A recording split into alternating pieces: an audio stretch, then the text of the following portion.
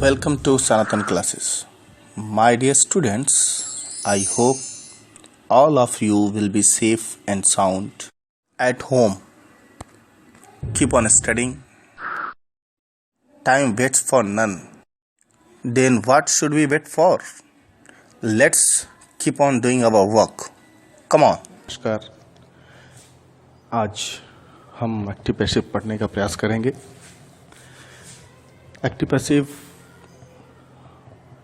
लगभग 6 से आगे बढ़ने पर 12th कॉम्पिटिटिव एग्ज़ाम्स में आता ही आता है। वैसे जनरली बोर्ड एग्जामिनेशंस में 9th के बच्चे जो पढ़ने जाते हैं तो सबसे इसी से शुरुआत की जाती है। उसके पीछे रीज़न होता है कि मान लिया जाता है कि उसको बेसिक चीज़ों का ज्ञान है, लेकिन ऐसा हकीकत में होता नहीं है। इसीलिए मैं पहले इसकी प्राइमरी और बेसिक चीज़ों को शुरू में थोड़ा सा इस पर चर्चा कर लूँगा। फिर मैं आज सिर्फ असर्टिव सेंटेंस में उसके बेसिक सबसे मूल की मैं शुरुआत करूँगा। फिर अगर आप कमेंट करेंगे तो उसके आगे मैं बढ़ूँगा। सबसे पहले जब भी एक्टिव पैसिव पढ़ने चलते हैं तो ये भी एक प्रकार एक सेंटेंस ही है और उसका कोई ना कोई टेंस तो होगा। तो इस सेंटेंसेस को जानने के लिए टेंस का जानना जरूरी है और ट्रांसफॉर्म करने के लिए पैसिव में टेंस के अतिरिक्त यहाँ पर जो केस है, कारक, ये भी जानना बहुत इम्पोर्टेंट है। और फिर वर्ब, जो मेन वर्ब है, वो उसके प्रकार, दो तरह के ट्रांजिटिव, इंट्रांजिटिव, इनको भी जानना जरूरी है। तो हम लोग थोड़ी सी चर्चा इसकी कर लेंगे। सबसे पहले तो एक्टिव वॉइस किसे कहते हैं, पैसिव वॉइस किसे कहते हैं, पहले ये समझ लें। एक्टिव मीन्स कर्तरीवाच्य, एक्टिव वॉइस मीन्स कर्तरीवाच्य, पैसिव वॉइस मीन्स कर्मवाच्य। वॉइस दो तरह के हो गए, वाच्य दो तरह का, कर्तरीवाच्य, कर्मवाच्य। इंग्लिश में वॉइस, एक्टिव, पैसिव। अभी कर्तरीवाच्य, इसे कर्तृवाच्य क्यों कहते हैं, ये कर्मवाच्य क्यों इसे बोला जाता है, एक्टिव वॉइस किसे कहते हैं, ये कर्तृवाच्य इसको इसलिए बोला जाता है क्योंकि ये जो वाक्य है, जो भी सेंटेंस बनता है, वो उस वाक्य की बनावट कर्ता के अनुसार निर्धारित की जाती है, अर्थात क्रिया का जो रूप है वह कर्ता निश्चित करता है। और कर्मवाच्य में उस वाक्य का कर्म ये तय करता है। अब प्रश्न उठ सकता है कि कर्ता क्या है, कर्म क्या है।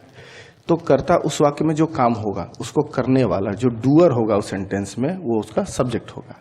जनरली वाक्य के प्रारंभ में होता है। कर्म क्या होता है कि जो भी उस वाक्य में कार्य होता है, वो कार्य कुछ तो सिर्फ अपनी इच्छा से पूरी हो जाती है और कुछ चीजों में हमें अपनी इच्छा के अतिरिक्त कुछ वस्तुओं की आवश्यकता पड़ती है। तो वो जो वस्तुएं जो उस कार्य के होने में सहयोग प्रदान करती हैं, वो ऑब्जेक्ट कहलाती हैं, कर्म कहलाती हैं। बिना उसके वो कार्य संभव ही नहीं। जैसे मैं अगर कहूँ आप खाइए, तो आप कैसे खाएंगे, भाई कुछ तो चाहिए ना। तो वहां पर कोई ना कोई कर्म उसको चाहिए। ठीक है, खैर इस पे हम लोग जब क्रिया के रूप की चर्चा करेंगे तो उस पर हम लोग चर्चा कर लेंगे। ठीक, अब ये एक्टिव वॉइस क्या होता है, तो हम यहाँ कुछ वाक्य आप देख सकते हैं। मैं पुस्तक पढ़ता हूं, वह पुस्तक पढ़ता है। यहां पर जो ता हूं, वह पुस्तक पढ़ता है। ये ता हूं, ये ता है, क्यों, जबकि दोनों ही प्रेजेंट इंडेफिनिट टेंस में है। जैसा कि नियम के अनुसार आप पढ़ते हैं कि जिस वाक्यांत में ता है ती रहता है, वो प्रेजेंट इंडेफिनिट टेंस में होता है। या अगर मेरे अनुसार देखें तो जिस वाक्य में कार्य करने का बोध होता है, उसके आदत का बोध होता है, उसमें आदत होता है, तो ऐसे सेंटेंसेस को हम प्रेजेंट टेंस में हमें समझना चाहिए। तो मैं पुस्तक पढ़ता हूँ, ये मेरी आदत है। तो यहाँ पर वह पुस्तक पढ़ता है, वह उसकी आदत है। तो यहाँ पे ताहू क्यों, यहाँ पे ताहे क्यों, ये कौन निर्धारित करता है, क्यों वहां पे ताहू हो जाएगा। तो ये तय करता है इस कर्ता, इस काम को पढ़ने का काम कौन कर रहा है, मैं, कौन, सब्जेक्ट। तो ये तय करता है कि यहाँ पर क्या होगा, ये सब्जेक्ट तय करता है कि ये क्या होगा।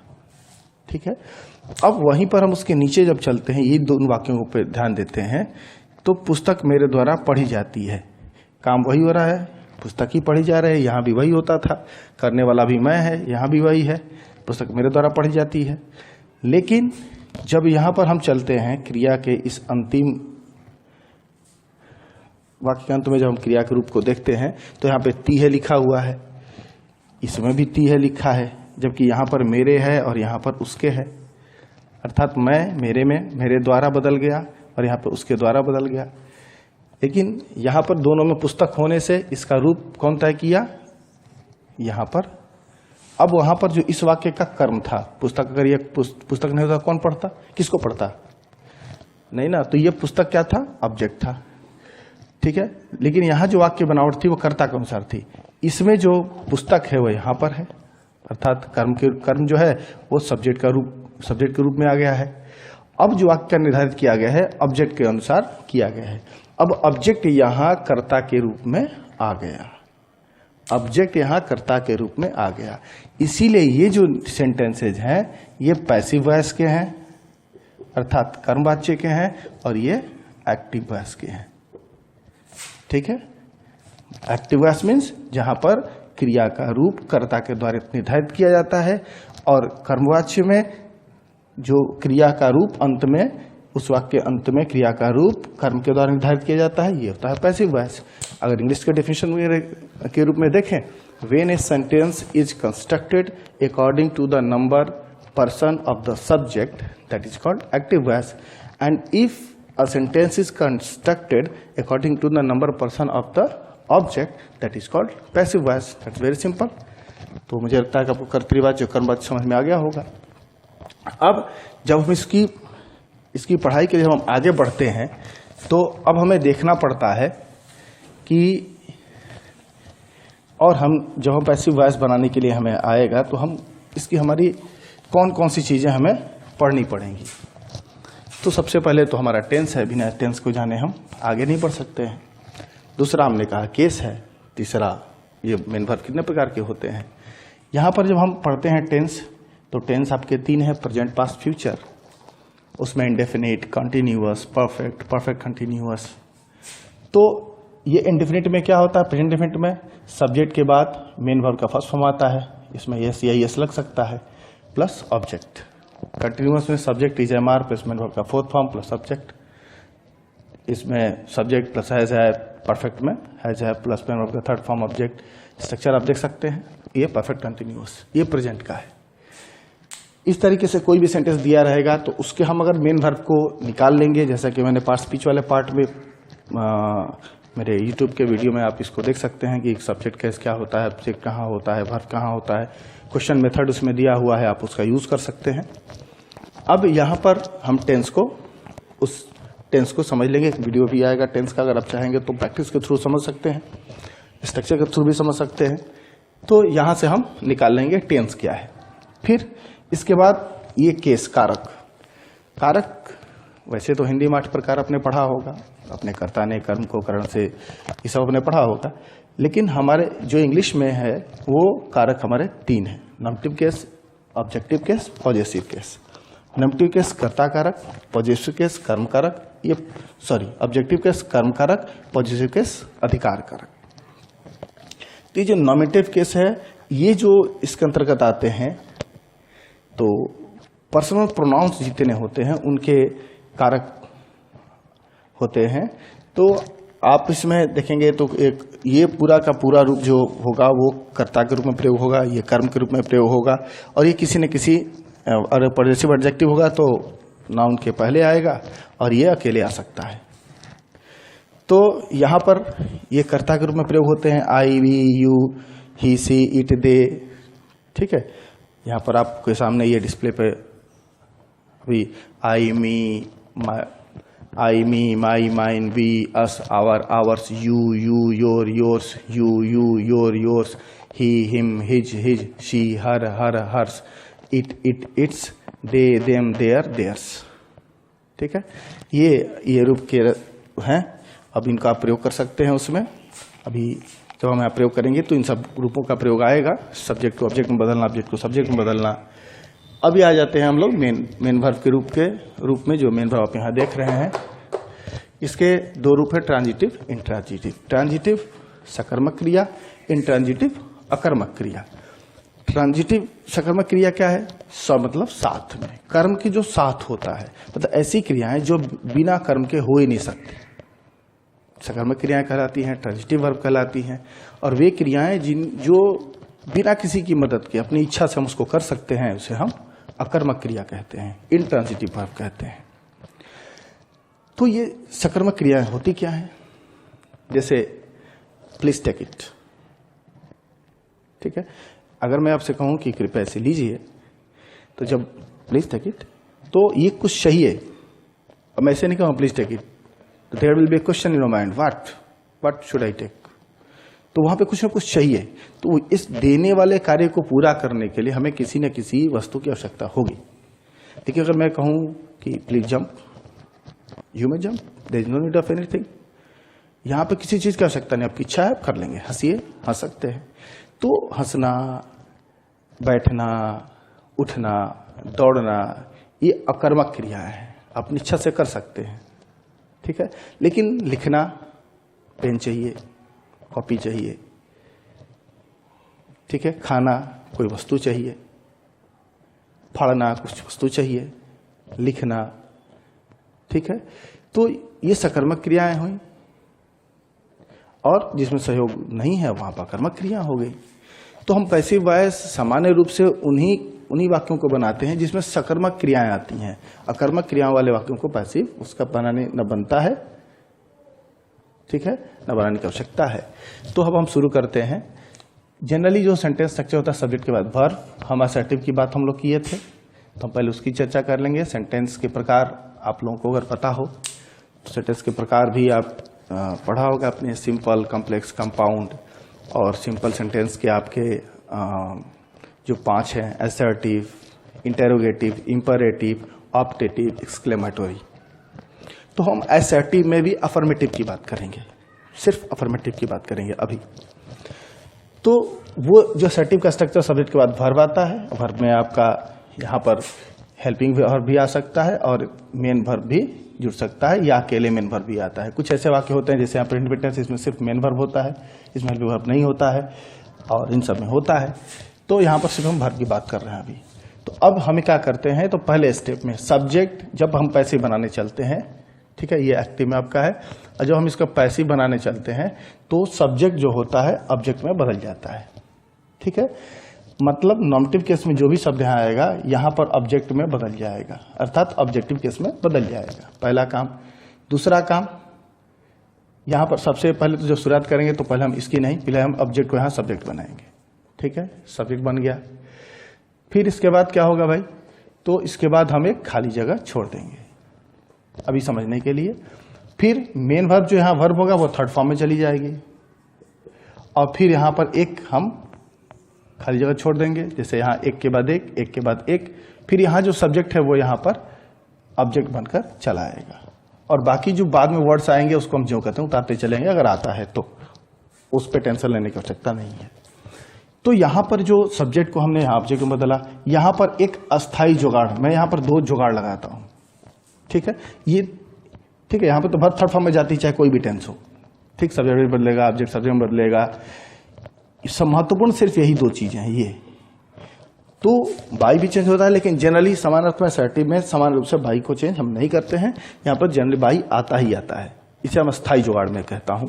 अस्थाई जुगाड़ ये वेरिएबल नहीं होता है, ठीक है, मैं कहता हूं बस समझने के लिए कि इसको हमें लगाना है। अब यहां पर जो अस्थाई जुगाड़ है इसे मैं अस्थाई जुगाड़ कहता हूं। अस्थाई, अस्थाई वेरिएबल है ये हर टेंस में यही बदलेगा, ये इसी को समझना है। बाकी तो कांस्टेंट है, वो डिफर नहीं करेगा। मेमोरी को जो डिस्टर्ब करता रहेगा वो है अस्थाई जुगाड़। इसके लिए हम यहां चलेंगे, अस्थाई जुगाड़। ये क्या है, हेल्पिंग वर्ब। यहां पर सब्जेक्ट के बाद यहां हेल्पिंग वर्ब की हमें आवश्यकता पड़ेगी। वो हेल्पिंग वर्ब कौन सा होगा, ये कैसे डिसाइड होगा, ठीक है, बस यही हमें अपने दिमाग में रखना है। यहाँ तो वर्ब के फॉर्म के लिए हमें वर्ब के फॉर्म याद करना ही पड़ेगा, जैसे बीट, बेट, बिटेन, बिटिंग, ये हमको याद करना पड़ेगा। इसमें कोई इफ बट नहीं आपको करना पड़ेगा। अगर ये नहीं करेंगे तो फिर ना आपको टेंस समझ में आएगा, नहीं तो कोई बन ही नहीं पाएगा। तो अब हम आगे चलते हैं। तो अस्थायी जुगाड़ क्या है? तो यदि सेंटेंस, अब स्ट्रक्चर से हमें क्लियर होगा कि क्या होगा। एक तो ये हो गया। अब हम कोई भी सेंटेंस लेते हैं, जैसे ही बीट का ही फॉर्म है तो बीट ले लेते हैं, ही बीट्स मी।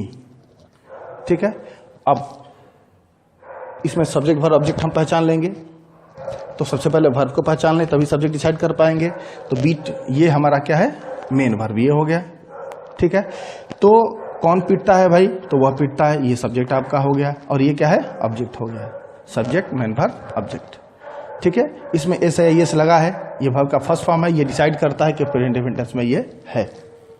ठीक है, अब जब हम इसको पैसिव में चेंज करने चलते हैं तो सबसे पहले क्या करेंगे कि ऑब्जेक्ट को सब्जेक्ट बनाएंगे। ऑब्जेक्ट को सब्जेक्ट बनाएंगे अर्थात ऑब्जेक्टिव केस में यहाँ क्या है? मी को किस में बदलेंगे? आई में। किस में बदल देंगे? आई में। सब ऑब्जेक्ट को सब्जेक्ट बनाना है, ऑब्जेक्ट को सब्जेक्ट बनाना है। मी चेंज हो गया आई, फिर एक खाली स्थान हम यहाँ छोड़ देंगे। ठीक है, प्लस बीट का थर्ड फॉर्म, बीट बेट बीटन, थर्ड फॉर्म हम ले लिए। फिर बाई का हमने प्रयोग किया, यहाँ बाई हो गया। अब सब्जेक्ट को ऑब्जेक्ट बनाएंगे अर्थात ही को किस में बदलेंगे? ही को हिम में बदल देंगे। ये आपका पैसिव हो गया। अभी नहीं, अभी यहां पर एक हम लोग हेल्पिंग वर्ब की यहाँ जरूरत पड़ेगी। अब ये हेल्पिंग वर्ब कहां से आएगा यही हमको तय करना है। ठीक है, अब इसको दिमाग में बैठाइए। यहां पर 1 2 3 4 4 दिए हुए हैं। ये आइडेंटिफाई करता है indefinite, continuous, perfect, perfect continuous. अब जो एक नंबर है अर्थात इंडेफिनिट में यदि सेंटेंस है, जैसा कि यहां से क्लियर है कि इंडेफिनिट में है, तो ये अपने नीचे आएगा और कंटिन्यूअस के हेल्पिंग वर्ब में से अपने नीड के अनुसार उस हेल्पिंग वर्ब को ले लेगा। तो यहां पर क्या है? इज एम आर में से। तो यहां पर जो ऑब्जेक्ट आई है, तो आई के साथ क्या लगता है? Is am are. आप डिसाइड कर सकते हैं आई के साथ क्या लगता है? एम। तो यहां पर क्या लगेगा? एम। हो गया आपका I am beaten by him, बन गया पैसिव आपका। ठीक है, अब अगर वर्ब चेंज कर दिए, जैसे हमने यहां कर दिया ही इट्स अ मैंगो। ठीक है, तो अब ये हमारा ऑब्जेक्ट हो गया। भाई आम ही ने खाएगा, क्या खाएगा? कौन किसको क्या खाएगा? आम। तो ऑब्जेक्ट ही है। अब जब इसको हम चेंज करेंगे तो हमें सबसे पहले क्या करेंगे? A mango. ऑब्जेक्ट जो है बन गया सब्जेक्ट, अ मैंगो, खाली स्थान। अब वर्ब का थर्ड फॉर्म ईटेन। अब यहां पहले क्या होगा? तो a mango third person singular number में है, पर्सन होते 3, फर्स्ट सेकंड थर्ड गिन। ठीक है, पर्सन भी पढ़ना जरूरी है। अगर पर्सन नहीं जानते हैं तो भाई वहां भी मुश्किल हो जाएगा। तो पर्सन कितने होते हैं? 3, फर्स्ट सेकंड थर्ड। फर्स्ट में आई भी, सेकंड में यू और थर्ड में ही सी इट दे, बाकी जितने नाउन्स हैं सब आते हैं। तो यहां पर ये मैंगो के अनुसार क्या होगा? इज का प्रयोग किया, नीचे आएगा और हेल्पिंग वर्ब से इज ले लेगा। एम तो हो नहीं सकता, आर हो नहीं सकता, सिंगुलर नंबर में स्वार नहीं हो सकता। आई के साथ एम होता है तो मैंगो के साथ क्या होगा? इज होगा। A mango is eaten by him. Okay. Now we are going to read continuous. ठीक है, अब हम उसके आगे प्रेजेंट कंटिन्यूअस को पढ़ना शुरू करते हैं। प्रेजेंट कंटिन्यूअस सब्जेक्ट के बाद इज एम आर, इसके बाद मेरे का फोर्थ फॉर्म ये तय करता है कि प्रेजेंट कंटिन्यूअस टेंस में है। यहां पर ही इज बीटिंग मी, देखा जाए यहाँ पर सब्जेक्ट है, यहाँ पर ये इज आ गया, यहाँ वर्ब का फोर्थ फॉर्म आ गया। इसे तय हो जाता है कि ये प्रेजेंट कंटिन्यूअस टेंस में है। ओके, अब हम क्या करेंगे?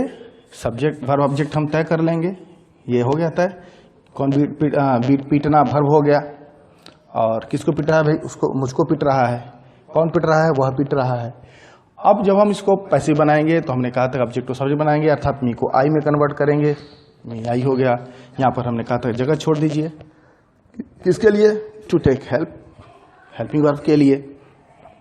अब इसके बाद वर्ब का third form beaten, beat beat beaten. अब बाई का प्रयोग करेंगे और ही हिम में बदल जाएगा, ही हिम।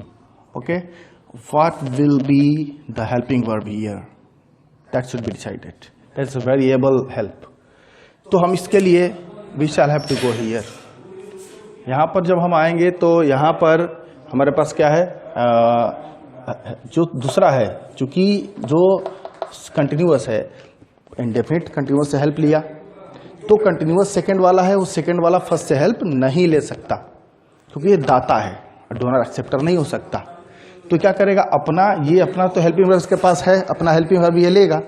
तो अपना हेल्पिंग वर्ब इसके पास क्या है भाई, तो इज एमआर में से जो भी उसको आवश्यकता है, तो आई का आंसर क्या होगा, एम। लेकिन यदि हम उससे मिलाते हैं तो इंडेफिनिट वाले से, तो फिर अब देखते हैं कि ज्यों का तो इंडेफिनिट वाला टेंस वाला ही बना, तो फिर आखिर में डिफरेंस क्या है, तो डिफरेंस पैदा करता है यहाँ पर आईएनजी का आना। तो आईएनजी क्या होगा, क्या करेंगे, तो यहाँ पर हमने कहा था कि प्लस हेल्पिंग वर्ब के बाद प्लस बीइंग लगा देंगे इसमें, तो यहाँ पर हम BEING हो गया, I am being beaten by him. Okay, फिर अब समझ में आ गया, कोई दिक्कत, ठीक है। अब हम आगे चलते हैं परफेक्ट की तरफ, कंटिन्यू समझ में आ गया।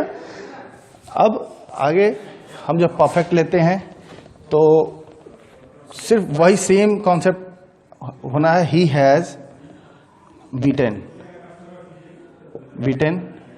मी। तो सब्जेक्ट आपका ही है, वर्ब वही आपका बीटन है, और ये आपका ऑब्जेक्ट है, कौन क्या कर किसको। तो अब जब हम इसको पैसिव में चेंज करते हैं तो ये जो ऑब्जेक्ट है वो सब्जेक्ट में कन्वर्ट हो जाता है, जैसा यहाँ पे हुआ, फिर यही होगा, मी को किस में करेंगे, आई में, यहाँ हम खाली जगह छोड़ देंगे। फिर वर्ब चूंकि ऑलरेडी थर्ड फॉर्म में है तो कोई प्रॉब्लम है नहीं, तो बीटन का बीटन ही देते हैं हम। फिर बाई और ही को हिम में कन्वर्ट कर देते हैं, ठीक है। अब यहाँ पर हेल्पिंग वर्ब क्या होगा, कोई टेंशन नहीं। अब थर्ड वाला परफेक्ट जब परफेक्ट कंटीन्यूअस के पास आएगा तो इसके पास हेल्पिंग वर्ब क्या है, हैज हैव में से कोई एक, और बीन। तो आई के साथ क्या प्रयोग करते हैं, हैव, ठीक है। अगर ये इसमें दिक्कत आपको आएगी तो मैं टेंस वाला वीडियो अपलोड करूंगा, या है उसमें यूट्यूब पर, तो आप जाके उसको चेक कर सकते हैं, उससे आपका टेंस क्लियर हो जाएगा। हालांकि वो समझने वाले मेथड से नहीं है, प्रैक्टिस मेथड से है। चलिए प्रैक्टिस मेथड को इस समय लोग स्वीकार नहीं कर रहे हैं अभी, लेकिन आज नहीं तो कल इसे स्वीकार करना पड़ेगा, क्योंकि वो एक मात्र नेचुरल वे ऑफ लर्निंग है। तो आई हैव और फिर been, I have been beaten by him. इस तरीके से प्रेजेंट के इंडेफिनिट में, कंटिन्यूअस में, परफेक्ट में आपने देखा कि कैसे हम पैसिव में चेंज करते हैं। But the problem comes when we go to present perfect continuous. Here you will have to see that you can't transform this present perfect continuous to anywhere. The reason may be कि after this या इसके बाद आपके पास कोई दूसरा form नहीं है। दूसरा रीजन ये कि ये जो बीन ऑलरेडी हो चुका है, बी का कोई फॉर्म अगर है, जिस भी टेंस में है बी का फॉर्म है, उसमें बी है, बीन है, तो हम उसका चेंज नहीं करेंगे, ठीक है। अर्थात हम इसका पैसिव वॉइस नहीं बनाते हैं, ठीक है। इस तरीके से हमने प्रेजेंट के सारे फॉर्म को देखा। अब आप पास्ट को देख लीजिए।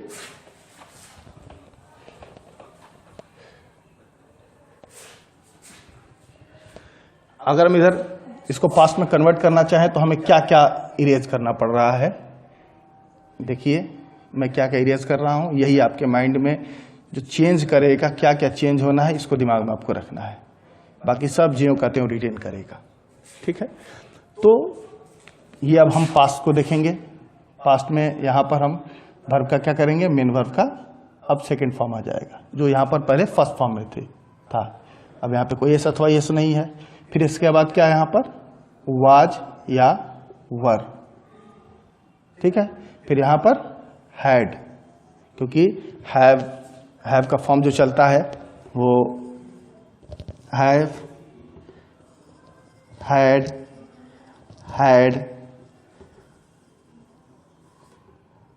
हैविंग, ऐसे फॉर्म चलता है, have, had, had. Present, past, past participle, ये प्रेजेंट पार्टिसिपल आपका है। तो हैव, हैड, हैविंग। तो यहाँ पे जो भी था, जैसे वहां पे इज हमारा था, उसका सेकंड फॉर्म यहाँ आ गया, हैव का हैड हो गया, यहाँ भी हैज हैव था तो यहाँ भी हैड हो जाएगा। इस तरीके से हमारा पास्ट का indefinite, continuous, perfect, perfect continuous हो गया। अब अगर हम उसको पास्ट में करना चाहें तो बहुत कोई दिक्कत नहीं है, ठीक उसी तरीके से उसी रूल, सेम रूल को फॉलो करेगा। It will follow the same rule.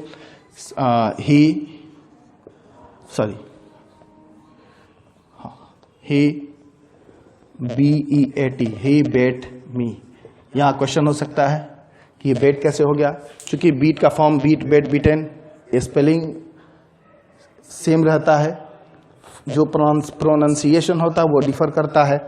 तो यहाँ पर एस नहीं लगा है, इसका मतलब क्लियर है कि सेकंड फॉर्म में है, नहीं तो ये फर्स्ट फॉर्म होता तो एस लगा होता, नहीं लगा है मतलब ये सेकंड फॉर्म में है। ही बेट मी। अब सब्जेक्ट है, ये आपका मेन वर्ब हो गया, ये आपका ऑब्जेक्ट है, ये सेकंड फॉर्म में है, मतलब क्लियर है कि second form past indefinite tense में है। ठीक है, तो टेंस क्लियर हो गया। अब क्या करेंगे हम, मी को किस में करेंगे, मी को आई में कर देंगे। ठीक है, एक गैप छोड़ देंगे, बीट का थर्ड फॉर्म बीटेन, बाई, और फिर ही को हिम में कर देंगे। ठीक है, अब हमको हेल्पिंग वर्ब चाहिए, तो पास्ट इंडेफिनिट क्या करता है, अपने नीचे आएगा और पास्ट कंटिन्यूअस के हेल्पिंग वर्ब में से अपने अनुसार वाज या वर में से कोई ले लेगा, तो आई के साथ क्या होता है, वाज हो गया। He was beaten by him. Okay, अब यहां पर हम पास्ट कंटिन्यूअस का क्या करेंगे, तो ही वाज बीटिंग, एक एक मैं बना के दिखा दे रहा हूं, यद्यप सबको दिखाना जरूरी नहीं है, फिर भी आप देख लीजिए।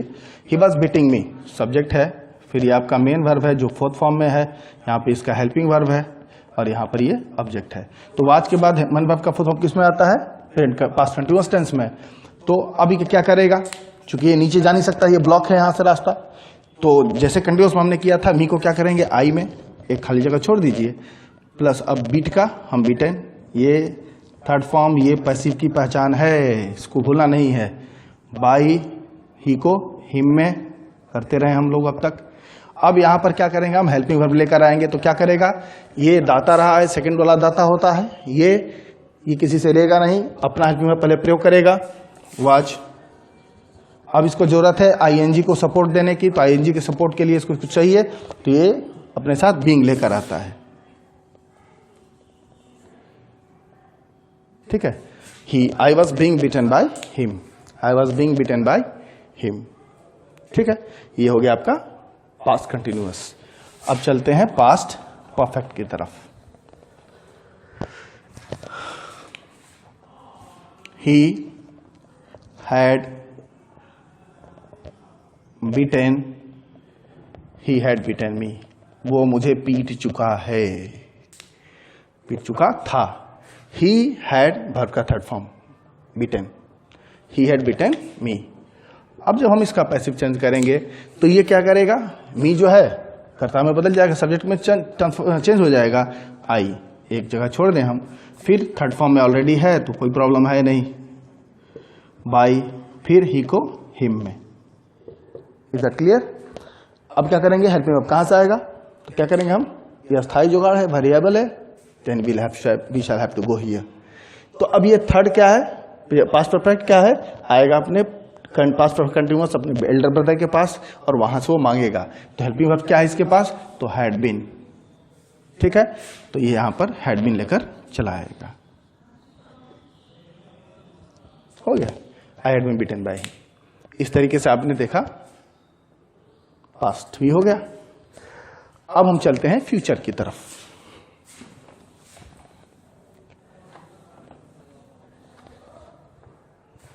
फ्यूचर के लिए यहां हमें कुछ ज्यादा चेंजेस करने पड़ेंगे।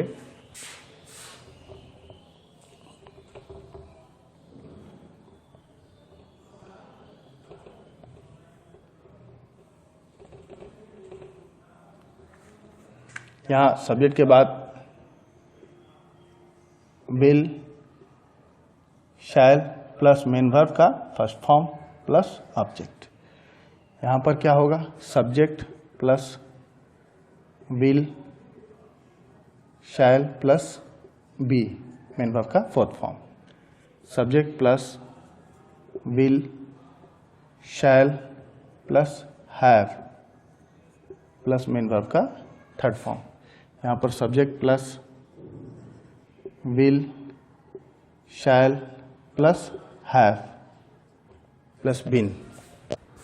ओके, अब ठीक वैसे ही हम सेम वर्ब इसीलिए ले रहे हैं ताकि आपको दिक्कत ना हो। अब आप चेंज करके बना के देख सकते हैं।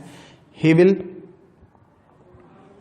बीट मी, अब मी को कर देंगे हम आई में, अब यहाँ पे जगह छोड़ देंगे, फिर बीट का third form beaten. Same rule follow करके प्रैक्टिस करना पड़ेगा या दिमाग में धीरे धीरे बैठ जाएगा। प्रैक्टिस बहुत जरूरी है क्योंकि ये नरेशन में और इसमें थोड़ा सा दोनों में चेंज करना पड़ता है तो माइंड कंफ्यूज होता है, इसलिए दोनों को अलग अलग प्रैक्टिस करना बहुत इंपॉर्टेंट है। तो बीटेन के बाद फिर बाई आ जाएगा, फिर इसके बाद क्या होगा, क्या करेंगे, ही को हिम में, सब्जेक्ट को ऑब्जेक्ट में। ये केस याद नहीं होगा तो दिक्कत करेगा, नहीं तो कोई प्रॉब्लम नहीं है। By him. अब यहाँ पे क्या होगा, तो ये अपने नीचे आएगा, अपने नीचे वाले से हेल्पिंग वर्ब क्या है, विल बी शैल बी, तो आई के अनुसार शैल बी ले लिया, बात खत्म। अब मैंने जैसा कि पहले यहाँ पर हो चुका, आपको स्टैंडिंग समझ में आ गया। अब मैंने पहले भी कहा था कि फ्यूचर कंटिन्यूअस जिसमें भी बी पहले से होगा, देखिए यहाँ बी है पहले से, यहाँ बी का रूप है पहले से, अर्थात ये पैसिव में चेंज नहीं होंगे। ठीक है, अब यहां पर आ जाए हम फ्यूचर परफेक्ट।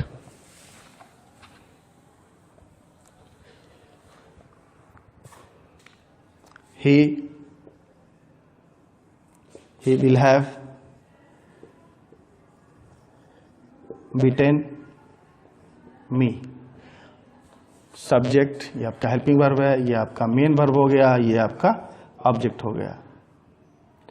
अब मी हो जाएगा आई में, जगह छोड़ दिया जाए ब्लैंक प्लेस, फिर बीटेन ऑलरेडी है इसमें, बीटेन बाई का प्रयोग करें हम, फिर ही को किस में कर देंगे, हिम में। अब यहाँ पे अब क्या होगा, तो क्या करेंगे हम, किस टेंस में है, he will have beaten, will have shall have के बाद वर्ब का थर्ड फॉर्म है, ये बताता है कि ये फ्यूचर परफेक्ट टेंस में है। तो अब हम करेंगे, इसके नीचे चलेंगे, इसका helping verb will shall have been में से लेकर हम आएंगे जो भी अपनी जरूरत है हमारे अनुसार। तो आई के साथ shall, I shall have been, I shall have been beaten by him. इस तरीके से आपने सारे सबको देख लिया आपने। अब अगर कुछ और भी मॉडल ऑक्सिलरीज हैं, ठीक है, वुड शुड है, कैन कुड है, मे माइट है, कुछ मॉडल ऑक्सिलरीज हैं, इनका भी हम हेल्पिंग, अगर इनका भी हम पैसिव चेंज करना चाहें तो कोई दिक्कत नहीं, कोई समस्या नहीं है। जैसे हम फ्यूचर में करते थे इसी तरीके से इसमें भी करते हैं, सिर्फ इसमें बी जुड़ता जाता है, सिर्फ बी जुड़ता है बस, और कोई दिक्कत नहीं होगी इसमें। चलिए, तो ठीक है, आपने देख लिया इसे।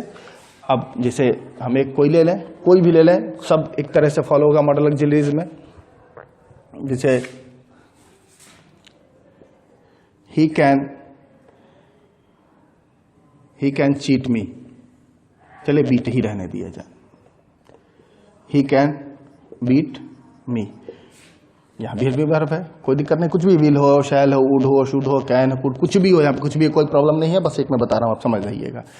तो यहाँ सब्जेक्ट हम तय कर लिए, यहाँ पे ये हेल्पिंग वर्ब है, ये आपका मेन वर्ब है, ये आपका ऑब्जेक्ट है। तो मी चेंज हो गया आई में, ठीक है। अब फिर यहाँ पर हम जगह छोड़ दें, फिर बीट का बीटन कर लें, फिर बाई का प्रयोग कर दें, और फिर ही को हम हिम में कर दें, ठीक है।